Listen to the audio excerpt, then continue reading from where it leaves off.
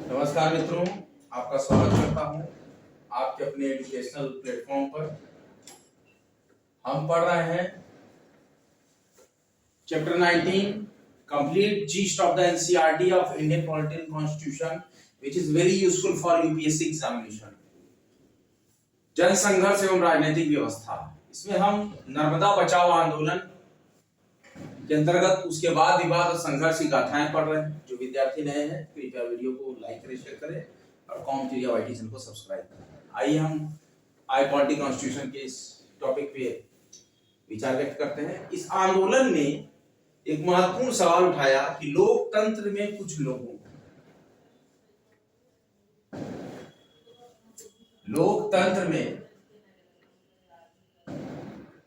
लोगों के लाभ के लिए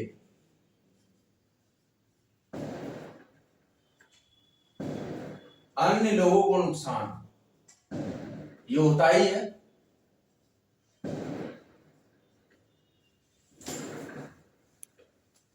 क्यों उठाना चाहिए?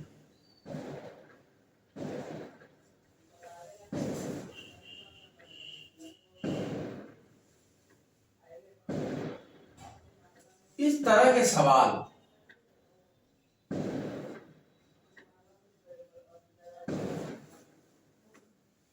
से जूझते हुए, इस तरह के सवालों से जूझते हुए आंदोलन ने, कौन सा आंदोलन बच्चों? नर्मदा बचाओ आंदोलन ने अंततः पुनर्वास, देखिए खाने पीने की व्यवस्था और आवास की व्यवस्था, जो कि आवास ले लिया जा रहा है सरकार द्वारा, जो परियोजना बनाने के लिए जगह चाहिए कि बड़ी बृहद परियोजना, तो कुछ लोगों को निर्वासित किया जाता है, उनको फिर अधिवासित किया जाता है, भोजन की और आवास की व्यवस्था दी जाती है, तो उसको कहते हैं कि अब अंततः क्या? पुनर्वास की मांग से, पुनर्वास की मांग से आगे कदम उठाया, मांग से आगे। अब आंदोलन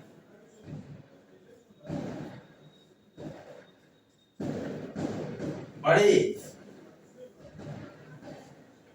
बांधों की मतलब समझ रहे हैं आप क्या कहना मतलब है? अब आंदोलन बड़े बांधों की खुली मुखालफत करता है। ये सब अरबी शब्द है। मुखालफत मतलब उसके बारे में स्पष्ट बात करता है सामने से। तो नर्मदा बचाओ आंदोलन ने एक महत्वपूर्ण सवाल, नर्मदा बचाओ आंदोलन ने एक महत्वपूर्ण सवाल यह भी उठाया कि लोकतंत्र में कुछ लोगों के लाभ के लिए अन्य लोगों को नुकसान क्यों उठाना चाहिए। और इस तरह के सवालों से जूझते हुए आंदोलन ने अंततः पुनर्वास की मांग से आगे कदम उठाया और अब आंदोलन बड़े बांधों की खुली मुखालफत करता है। नर्मदा बचाओ आंदोलन कौन सा है बच्चों हमारा टॉपिक? नर्मदा बचाओ आंदोलन के कार्यकर्ताओं का, मतलब जो उसमें कार्य कर रहे थे,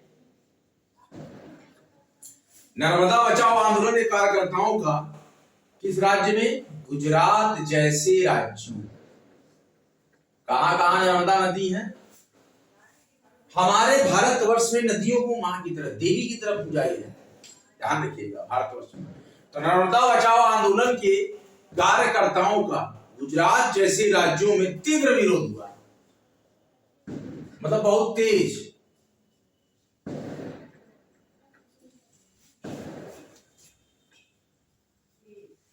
तीव्र विरोध हुआ, परंतु अब सरकार, गवर्नमेंट की बात करेगी क्या हुआ जब नर्मदा बचाओ आंदोलन के कार्यकर्ताओं का गुजरात जैसे राज्यों में तीव्र तरीके से विरोध हुआ कि नहीं, हमें ये गुजरात जैसे राज्यों में विरोध पे आ गए। परंतु अब सरकार न्यायपालिका। लेकिन अब सरकार और न्यायपालिका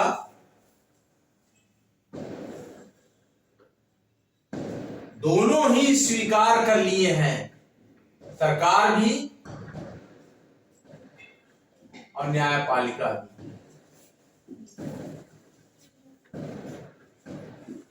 क्या स्वीकार करते हैं कि लोगों को पुनर्वास मिलना चाहिए, जिन लोगों को निर्वासित किया गया है उनको पुनर्वास मिलना चाहिए। देखिए, कहा गया कि नर्मदा बचाओ आंदोलन ने एक महत्वपूर्ण सवाल ये उठा दिया कि लोकतंत्र में कुछ लोगों के लाभ के लिए अन्य लोगों को नुकसान क्यों उठाना चाहिए। इस तरह के सवालों से जूझते हुए नर्मदा बचाओ आंदोलन ने अंततः पुनर्वास की मांग से आगे कदम उठाया और अब आंदोलन बड़े बांधों की खुली मुखालफत करता है। नर्मदा बचाओ आंदोलन के कार्यकर्ताओं का गुजरात जैसे राज्यों में तीव्र विरोध हुआ, लेकिन अब सरकार और न्यायपालिका, कौन, अब गवर्नमेंट और जुडिशरी दोनों ही ये स्वीकार करते हैं कि लोगों को पुनर्वास मिलना चाहिए जो प्रभावित है। सरकार द्वारा 2003 में, सरकार द्वारा सन 2003 में स्वीकृत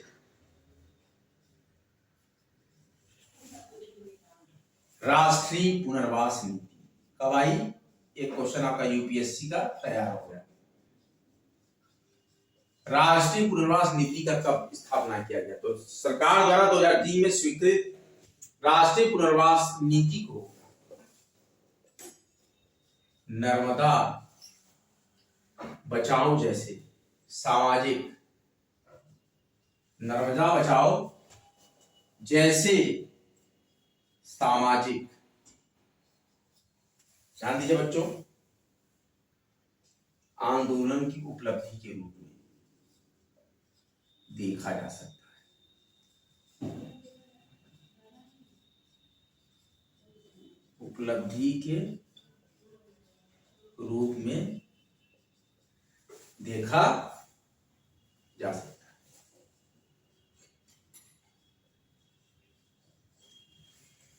सरकार द्वारा 2003 में स्वीकृत राष्ट्रीय पुनर्वास नीति को नर्मदा बचाओ जैसे सामाजिक आंदोलन की उपलब्धि के रूप में देखा जा सकता है,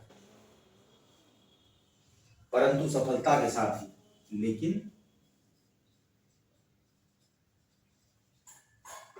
सफलता के साथ ही नर्मदा बचाओ आंदोलन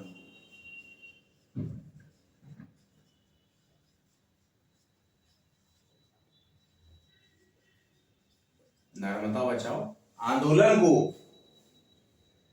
बांध के निर्माण पर रोक लगाने, क्या है बच्चों, बांध के निर्माण पर रोक लगाने की मांग उठाने पर कोई कार्य रोका भी गया इस आंदोलन द्वारा उठाने पर तीखा विरोध भी झेलना पड़ा। तीखा विरोध भी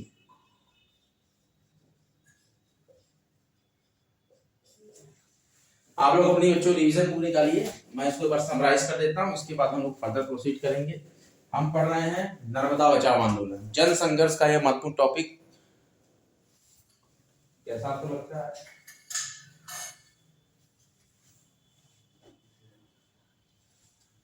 आज का हमारा महत्वपूर्ण टॉपिक है वाद विवाद और संघर्ष। नर्मदा बचाओ आंदोलन में हमने सरदार सरोवर परियोजना के बारे में हमने चर्चा की।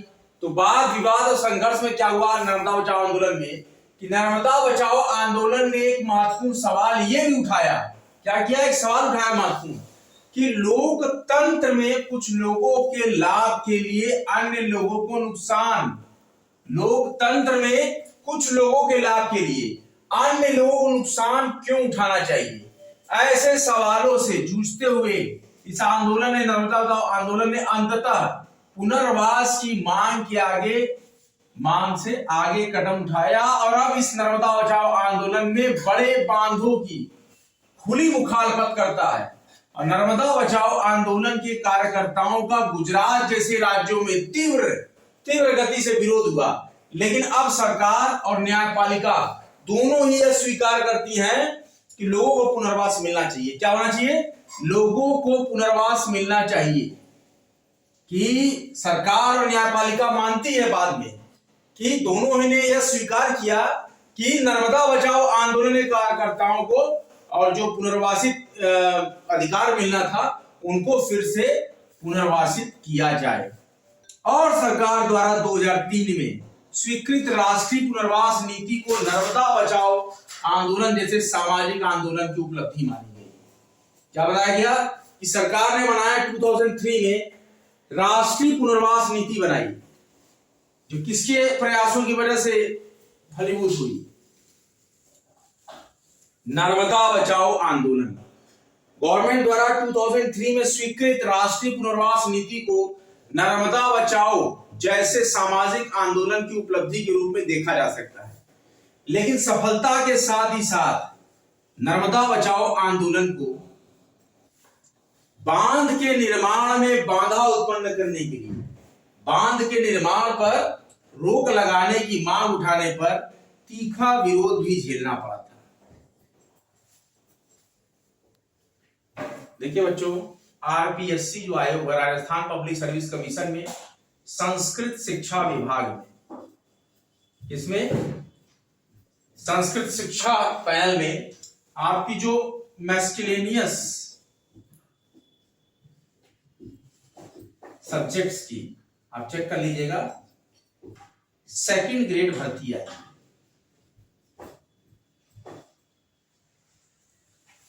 वरिष्ठ अध्यापक भर्ती संस्कृत शिक्षा विभाग राजस्थान पब्लिक सर्विस कमीशन, कुछ सीटें इसमें आई हैं। आप इस सीटों को देख लीजिएगा कितने पोस्ट है। यूपी ट्रिपल एससी में वैकेंसी आई हुई है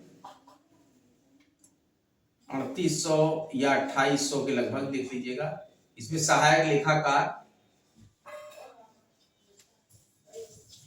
और स्टोर कीपर, सहायक स्टोर कीपर, इसकी पोस्ट आई है। इसको भी आप यूपी ट्रिपल एससी पेट आप पास होंगे। पीईटी परीक्षा होती है, प्रिलिमिनरी एंट्रेंस टेस्ट, ये आप पास किए होंगे। पीईटी 2023 वालों को मिलेगा, 2022 वालों को चांस नहीं मिलेगा। इसीलिए जो बच्चे पीईटी 2023 कर लिए हैं उनके लिए बहुत ही स्वर्णिम अवसर है। सहायक स्टोर कीपर, पुलिस अवस्थापना विभाग में क्लर्क, स्टोर कीपर, सहायक स्टोर कीपर और सहायक लेखाकार। ओ लेवल भी मांगा है इसमें, देख लीजिएगा।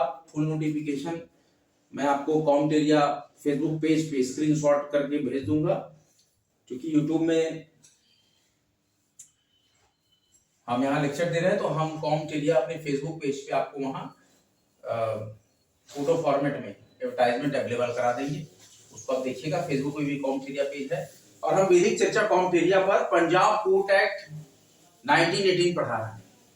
तो बच्चे हरियाणा जज का फॉर्म भरे हो सिविल जज जूनियर डिवीजन का, वो हमारे लेक्चर्स को वैदिक चर्चा कॉम्ट एरिया पे देख सकते हैं। फेसबुक पेज है, इसपे कि हमने the Haryana urban control of rent and conviction eviction act 1973 and the rules 1976 को हमने पढ़ाया है, और पंजाब कोर्ट एक्ट 1918 हम पढ़ा रहे हैं। तो जो बच्चे हरियाणा जज का फॉर्म भरे हैं वो कृपया वैदिक चर्चा कॉम्ट एरिया फेसबुक पेज को जरूर देखें। बने रहिए, जमे रहिए, हर तरीके से आपके साथ हर कदम पर study harder and achieve your goal. और इसके साथ ही हम आपको मोटिवेशनल यहाँ पर शॉर्ट्स रील्स भी जो आपको देंगे, तो आप लोग इसी तरीके से बने रहिए, जमे रहिए बराबर। यूपीएससी और देखिए एमपी पीसीएस में एक सिलेबस चेंज हुआ है बच्चों। एमपी पीसीएस 2024 में यूनिट 10 चेंज हुआ है। मध्य प्रदेश की आदिम एवं प्राचीन जनजातियां, मध्य प्रदेश की क्या है टॉपिक देख लीजिए, क्या चेंज हुआ है मध्य प्रदेश पीसीएस में। मध्य प्रदेश राज्य की आदिम जाति व जनजातियों का संपूर्ण विश्लेषण। ध्यान दीजिए बच्चों, मध्य प्रदेश राज्य की आदिम जाति एवं जनजातियों का संपूर्ण विश्लेषण यूनिट 10 यहाँ ऐड किया गया है एमपीपीसीएस 2024 के सिलेबस में, जो कि आपकी परीक्षा 28 अप्रैल को होने वाली है। 28 अप्रैल को आपको होने वाली परीक्षा। इसके लिए आप कंप्यूटर आईटी भी पढ़ेंगे और इसके साथ आप पूरा एमपी जीके अलग से पढ़ेंगे। और एमपी की आदिम जनजातियों पे बुक आई है, देखिए मैं बता दे रहा हूं, 2 बुक्स हमने फेसबुक पे देखी है। एक संजय गुप्ता सर की है, संजय गुप्ता सर की है जो निर्माण आईएएस के नाम से एमपीपीसीएस का चलाते हैं सर। और एक असिस्टेंट प्रोफेसर है सर धर्मेंद्र तिवारी सर की बुक आई है एमपी की यूनिट 10 की, एमपी आदिम जनजाति। तो संजय सर की भी बुक आई है और धर्मेंद्र तिवारी सर की भी बुक आई है। Dharmendra Tiwari sir assistant professor इतिहास हैं, ये मेंस के भी नोट्स और बुक्स निकालते हैं। मैंने फेसबुक पे देखा हुआ है, हालांकि मैं इनकी मित्र सूची में भी हूँ। तो देखिए ये 2 किताबें मैंने देखी है, इसमें से एक बुक हमने आपको पढ़ाने के लिए ऑर्डर भी की है, धर्मेंद्र तिवारी सर की बुक हमने ऑर्डर की है और संजय गुप्ता सर की मैं कंप्यूटर आईटी भी देखा हूँ। तो आप लोग एमपी के जो छात्र हैं, मैं बता दे रहा हूँ, बहुत ही अच्छा इनका रहा है। मैं किसी तरह का प्रचार नहीं कर रहा हूँ, मैं पहले बता दूं, मेरा किसी से पर्सनल बातचीत ज्यादा नहीं, मैं फेसबुक पे देखता हूँ, कंटेंट अच्छे लगते हैं। और संजय गुप्ता सर का ये चलते चलते पढ़ ले रहे भैया, जो काफी अच्छा ये निकालते थे फ्री नोट्स बच्चों को लास्ट टाइम में एमपीपीसीएस के लिए, मुझे अच्छा लगता था, मैं देखता था पहले इनका। और अभी मैंने देखा अभी बुक्स यूनिट 10 की जो बुक्स इनकी आई है बहुत ही बेहतरीन, दोनों ही अच्छे मार्गदर्शक हैं। तो आप लोग एमपीपीसीएस पे भी पूरा फोकस करिए, अगर आप यूपीपीसीएस भरे हो तो यूपीपीसीएस पे भी फोकस करिए। 17 मार्च याद रखिएगा, 17 मार्च आपका टारगेट है। अब यूपी आरओ यारो का भी पेपर हो गया है, मैं उसको भी पूरा डिस्क्राइब करके सॉल्व करा देता हूं किसी दिन। और काफी अच्छा लेवल रहा जीएस का, और हिंदी तो बहुत ही शानदार आई थी। हिंदी में तो लगभग हर बच्चा 50 प्लस किया होगा, लेकिन आप 58 करेंगे हिंदी में, जब 58 प्लस तभी आप मेरिट में रहेंगे। और देखिए जैसा कि सर ने बताया था 135 तक, तो मुझे लग रहा है कि 135 से ज्यादा नहीं जाएगी, उसके कम में सिलेक्शन हो जाएगा प्री का, आरओ का मेंस लिखेंगे आप। अगर आपका मुझे लगता है 135, हाँ अगर बहुत हार्ड कंपटीशन भी हुआ तो 135 तक आपका प्री निकल जाएगा। हालांकि 122 नंबर पिछली बार गया था तो पेपर बहुत टफ था, 122 नंबर था पिछली बार आरओ का प्री का मेरिट, लेकिन पेपर बहुत टफ था। एनवायरमेंट, इकोलॉजी, बायोडायवर्सिटी, इकोनॉमिक्स की बहुत टफ क्वेश्चन दिए थे पिछली बार। इस बार भी मॉडरेट पेपर कह सकते हैं, इजी नहीं था, मॉडरेट पेपर था, बहुत बढ़िया बनाया गया था पेपर, कथन कारण पूरा भर भर के दिया हुआ था। तो आप लोग अच्छे से तैयारी कीजिए। एनसीईआरटी को इसीलिए देखिए मैं पढ़ा रहा हूँ, एनसीईआरटी जब आप पढ़ के जाओगे तो बेस आपका क्लियर रहेगा और कंफ्यूजन नहीं होगा, बहुत से क्वेश्चन डायरेक्ट आपको मिल जाएंगे और माइंड एकदम सेट होगा कि क्या हमने पढ़ा है, क्या हमको उसका निष्कर्ष मिलता है। चलिए अगले फिर लेक्चर में मिलते हैं। जय हिंद, जय भारत। चैनल को सब्सक्राइब करें।